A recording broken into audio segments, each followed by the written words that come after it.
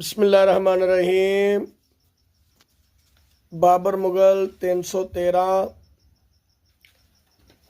میرے گروپ کا جو نام ہے وہ میں نے بابر مغل 313 کے نام سے رکھا ہے، اور یہ میں آپ کو بتانا چاہتا ہوں رمضان المبارک کے اندر ایک ایسا معرکہ ہوا ہے، ایک ایسا غزوہ ہوا ہے، ایک ایسی شاندار اللہ رب العالمین نے اصحاب محمد کو فتح عطا کی، جس کے سپہ سالار جناب محمد الرسول اللہ صلی اللہ علیہ وسلم و خاتم النبیین ہیں۔ نبی صلی اللہ علیہ وسلم نے جب جنگ بدر کا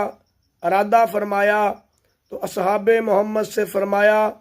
کہ جس کے پاس جو ہے وہ لے کر کے آئے، اور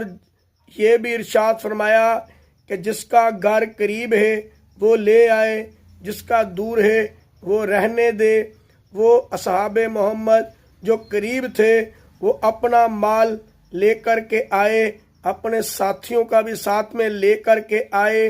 اور جتنا سامان تھا وہ ناکافی تھا، پھر بھی اللہ رب العالمین نے اس کے اندر برکت ڈالی۔ اس کے اندر اتنی برکت تھی کہ اللہ رب العالمین نے فتح عطا فرمائی۔ وہ سامان اتنا کم تھا کہ کئی صحابہ کو پیدل چل کر آنا پڑا، اور کسی کے پاس اگر جوتی نہیں ہے تو جوتی تبدیل کی جاتی، جو اوپر گھوڑے یا اونٹ پر سوار ہوتا وہ پیدل والے کو اپنی جوتی دے دیتا۔ یہ تھے وہ جان نثار صحابہ۔ اور اس غزوے کے اندر ہمیں دو سبق ملتے ہیں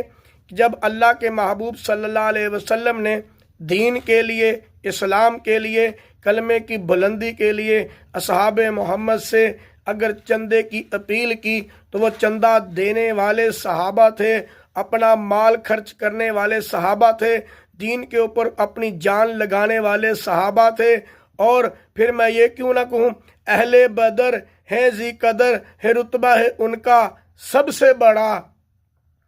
اس لیے میں کہتا ہوں جو نبی صلی اللہ علیہ وسلم کی زبان اقدس پر ایمان رکھتا ہے کہ میرے محبوب کے الفاظ حق اور سچ ہیں، میرے محبوب نے یہ دعا مانگی تھی جس کا مفہوم ہے کہ اے اللہ یہ میری کمائی ہے، یہ 313، اگر ان کو تم نے آج بچایا تو تیرا نام قیامت تک رہے گا، ورنہ نہیں رہے گا۔ یہ او کما قال میرے نبی کے ارشاد کا